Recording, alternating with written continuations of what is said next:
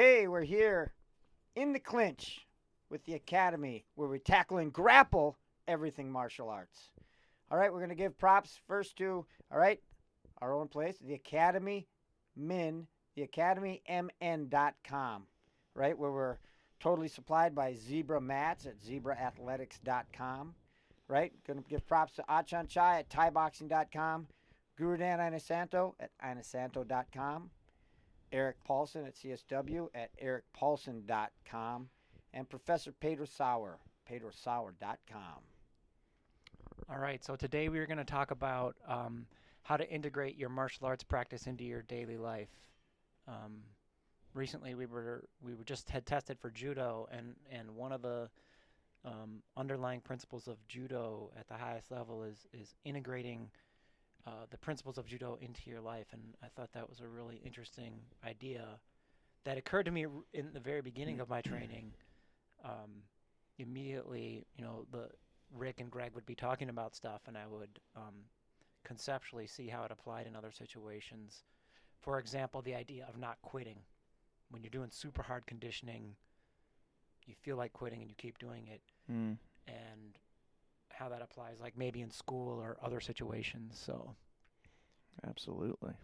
Yeah, I think that's one of the primary things that definitely I learned from the martial arts is your ability to learn, and you have this tolerance for failure because you're learning new stuff all the time, and you're not doing the greatest, but you keep going, and pretty soon you got it down, and you realize that's like the formula for anything.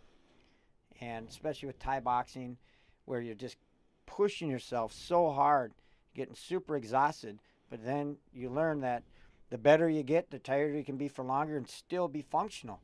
And when you're going to college or when you're trying to learn something, it's the same. I mean, sometimes you're going to have to stay up super late and do work, but you're able to because you've done it in something that you like, so you can do it in something that maybe you don't like until you get it down. Absolutely. I learned that no matter how you feel, it doesn't always have a direct influence on the outcome of what you're doing, like how you train that day. You might feel like crap, and then you have the greatest training session that you've had. So just kind of divorce yourself from necessarily how you feel and just get it done. And that definitely applies to many other things. So yeah, I think that it helps you learn how to work better with others and stuff like that too, and that can translate into like the workplace and stuff like that as well. So you see people that learn how to train with a training partner and work really hard and encourage each other, and that can end up in other facets of life too, with family and friends, and I think definitely like different types of jobs I've had it's really helped and stuff like that too. So What sorts of lessons do you think you get from competing in the martial arts, and what about those principles, and how do they apply in your daily life? Well, I think for me, competition has been part of my life for so long.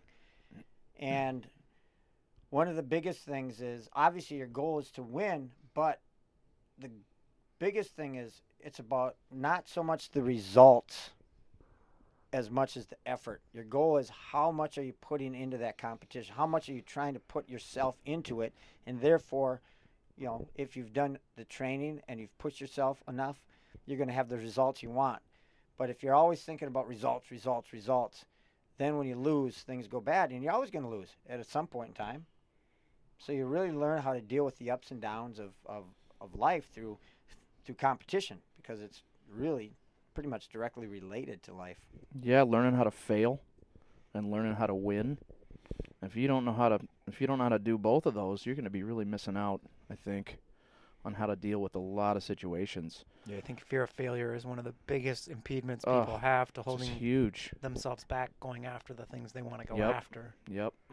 In competition, you're When going to face failure, When period. you fail in a fight, too, you're physically beat up and you're mentally beat up.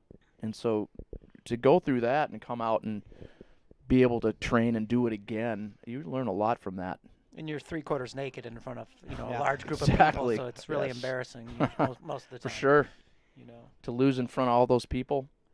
Well, that's when we used to always say in wrestling, you're out there and you're on the mat by yourself, and one person's going to get their hand raised and one person is not, and you're wearing the singlet. And if you're, you know, it's kind of you're out there and you've been beaten, and you got to be able to walk off that and come back and hopefully win the next match and be able to want to win the next match. And that's especially what you learn in like a tournament format. You lose, but now your desire to keep winning and get the next best place, you have to be able to pick up and keep going regardless. Dust yourself off. Yes, and just get after it. Process too, just the process of training for a competition and everything like that sets you up for other things in life, I think, too. So it's good. Yeah, definitely.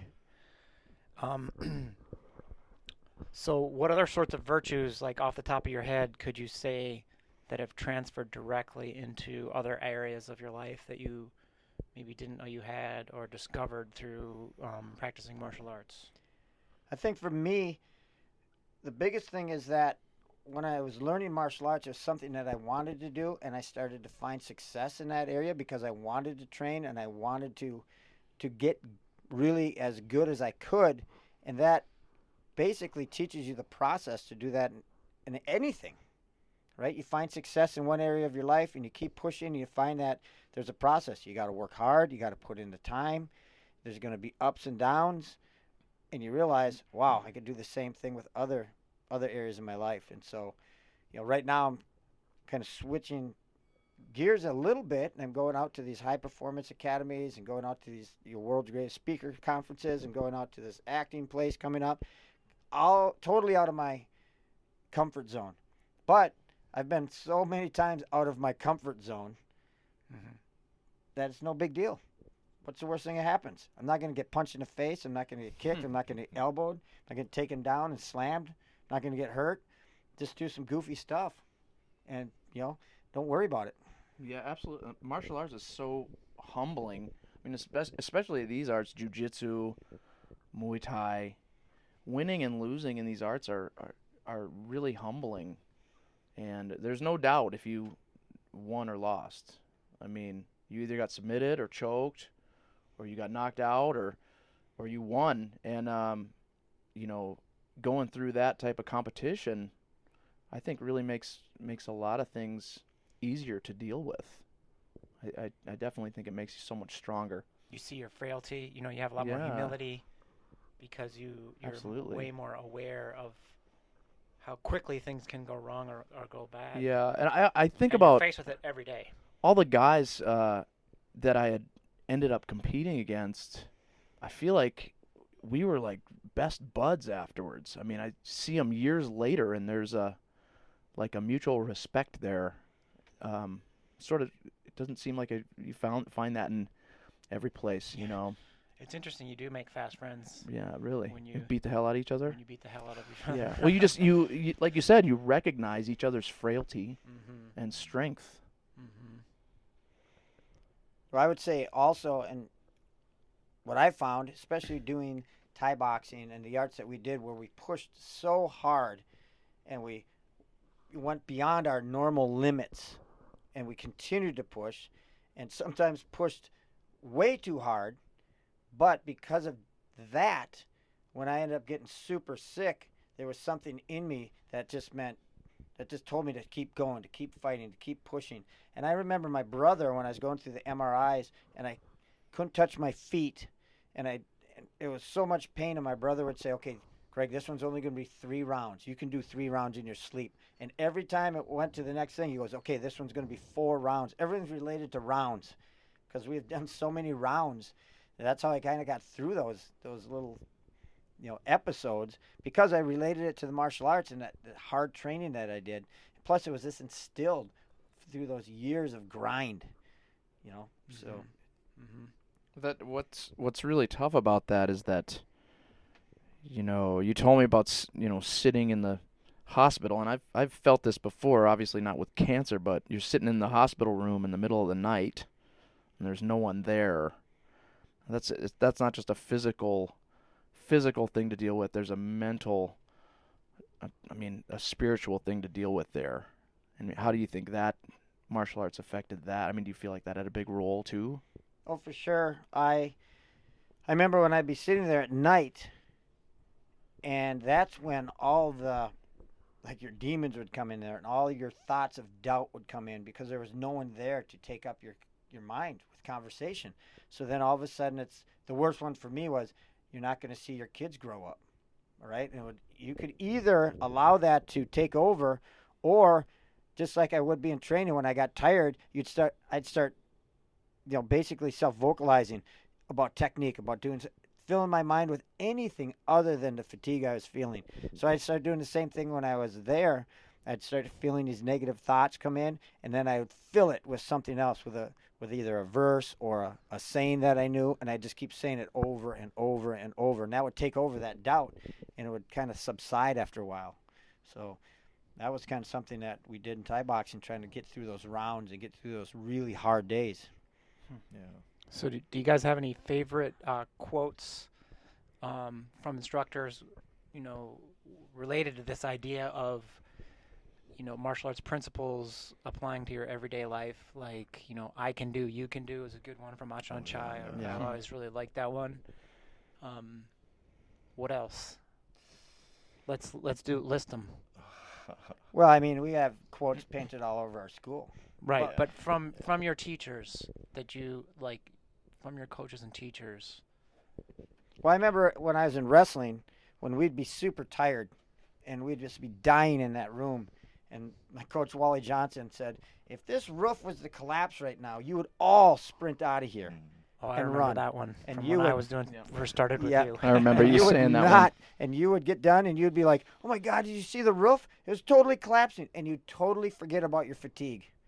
So you have reserves in you that you have no idea where they are, but if something happens, and so that was something that I still remember to this day. Mm-hmm.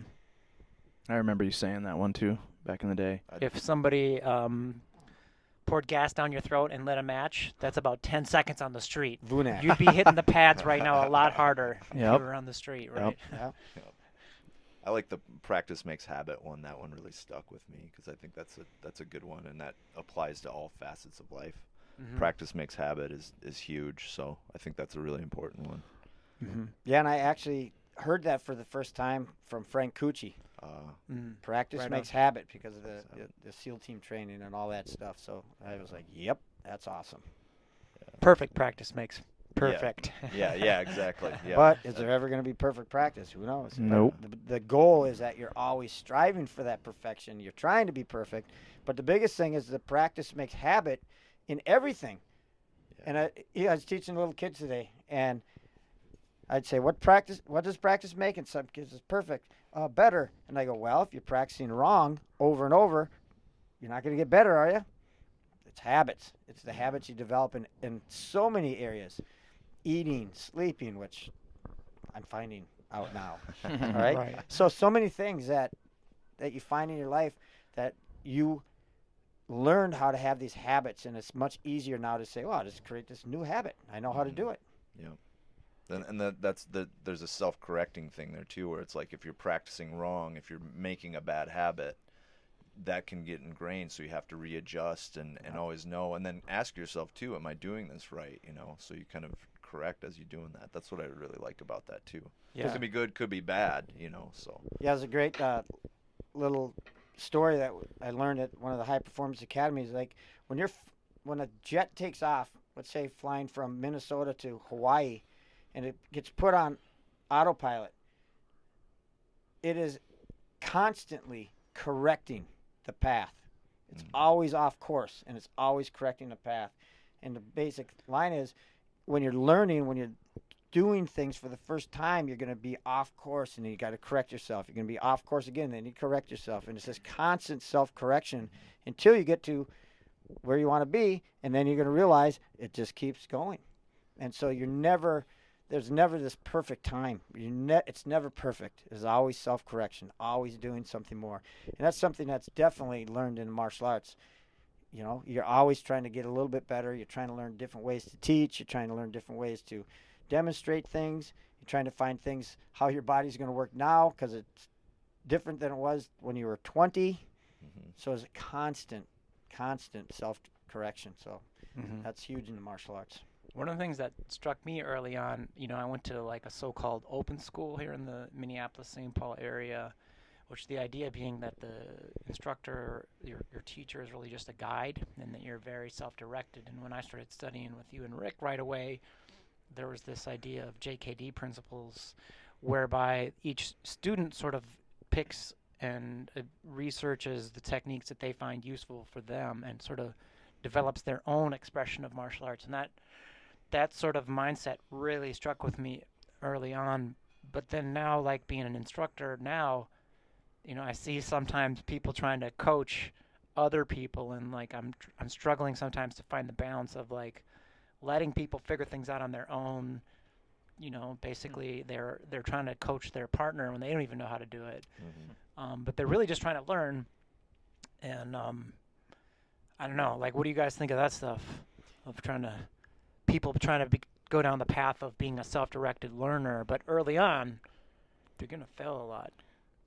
I think you got to be able to realize your own ignorance in a certain area. Like, if you've never done it before, I mean, probably let the guy who's done it for 20 years tell you a thing or two before you start coaching others. Right. But you also want to figure it out on your own, too, and you want to develop, like, a self-directed learner, right? Like, you want your students to, like... To think and figure things out and teach that sort of level of their brain that they'll become a coach someday, and they'll analyze things at that level. Well, that's sort of anti-dogmatic approach. That's sort of the JKD mindset. Man, I love it.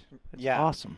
It was really funny because I remember we would go, back in the day, there was obviously no YouTube, no anything. You had to go to seminars. And so Rick and I would go to a seminar with Guru Dan, and you'd get, a finite amount of knowledge at that seminar, and then we would come back and we would just start training it and then creating off of it and then developing new drills and new skills. And then Guru Dan would come back, we'd say, hey, look at this, look what we found, and he'd be like, no, watch the 52 counters, all right? And it would just be like, whoa, this is explosive. And I remember with the tie pad rounds that we developed, jab cross series, the drill round, all these things, I thought that was kind of universal. And then I went out to the Ionisano Academy, and they wanted me to teach a tie pad class. And I was like, what am I going to teach? Jab cross series, no one had ever seen it. The drill round, how we formatted it, no one had ever seen it. So I was like, wow, that's kind of crazy. But that was something that we just created because we found a need, and we wanted to develop it. And that mentality is so huge, being that creator. And that's the whole thing with our mission statement, dedicated to the creative individual, right? Hardworking and creative individual. Yeah. And then still maintaining the integrity of the combative martial arts. So that's what we started with, and that's what we're still doing. Yeah. I mean, I just think that for me, that was really cool that I could basically, I'd always been told in school that I could teach myself, but teachers didn't really always follow that pattern. It was kind of a new thing back then, but through doing the martial arts, I really learned that, hey, I could go learn anything. And I've gone on to like teach myself in fact, doing like a podcast. I'm like, I'll just teach myself how to do a podcast, right? We'll just get these microphones that we're holding and this mixer, and we'll just start talking into the computer, right? Like, because of that lesson of being like a self-directed learner, right? Well, clearly you're not scared of messing it up. I mean, just do it. That was one of the... Yeah. I know for me personally, there was always I wanted to have things really perfect. Yeah. Well, and it becomes paralyzing. It's the enemy of good. Paralysis. Yes, and so, then you look back into martial arts, and we're like, man, when you're sparring, it's not perfect. When you're doing rolls, you're not perfect. You're just doing it, and however it comes out, you flow with it, and and then you go, hey, we'll do the same thing. And that's kind of really what I'm doing right now as well. Is I'm going out and I have to write these stories and these dialogues. I have no idea how to do that, but I'm just doing it. Yeah. And then what's the worst thing that happens? Someone says, well, guess what? That's kind of goofy. Why don't you try it like this? And you do it. So it's pretty fun. It's like a whole new other thing, but it's just like when we learned in the martial arts, we were doing Silat. We had just a little pieces of it, and then we started to create, and then all of a sudden there's Savat, and then there's Wing Chun. All these things are all brand new, and we all had to learn them, and we all started from ground zero. But you never really think about it now because we've been doing it for so long. But at one point, it was all brand new. And to me, that's what martial arts is. It's continually a brand new day because there's so many different variables. It's just there's so many different things that you can do. And every day I'm researching and developing, looking at different ways to train, different styles, different techniques. Do it all the time, and it's just like sometimes you're just like, oh my gosh, I never even knew you could do it like that. The information now is almost overwhelming, almost paralyzing. There's so much info that I mean, you could just practice one little piece, and maybe it could be detrimental too in some ways. People just jumping from one thing to the next, whereas before you had a VHS tape that you had to watch over and over. It's a different learning process. Yeah, it's funny. Ricky Young this past week at the CSW World Conference, he was talking about, well, I'd rather any day go against the guy that knows 10,000 techniques rather than fight the guy that knows 10 who's done them 1,000 times every single month for years. Yep. Yeah. Because that's the dude that's hard to stop. Yeah. And we did some of the stuff that I did with him and Mark Preston back in 1993 or 94, and it just now was even more refined and it was even tighter, and it's just like, oh my gosh, how could you stop this? He's so fluid at it. Yeah. Because he's done it for that many years over and over with really high level guys. And man, that's what martial arts is about, is just continuing to refine and having a blast. Lifestyle, man. Yeah. All right, do you guys have any last words? Oh, here, I'll give you mine. Here's my last words for the podcast for how to integrate your martial arts practice in your daily life. I love this quote. It's called "Chop wood, carry water." Zen. That's Nice. One quote. Nice. That's a really good one. Chop wood, carry water. And that's so true. Because if you just do the work, get stuff done, Yep. and for me, probably the biggest thing is you never give in, you never give up, and you never quit. You just keep pushing forward. Yeah, just get the hardest step is showing up half the time. Absolutely. Yeah. Martial arts is, I always loved it because you do a few things, you put the work in, and you can see the results right away, just like chopping wood. You're going to get better every time you practice a little bit. So it's a great lifestyle. Great to see that happen.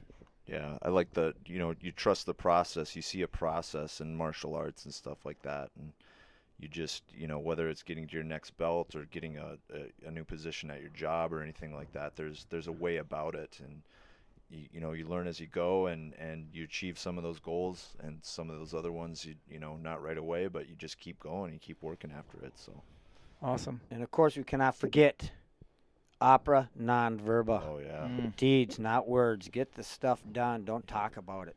Yep. Indeed. All right, well, there you have it. Signing off, start date April 19th, 2018.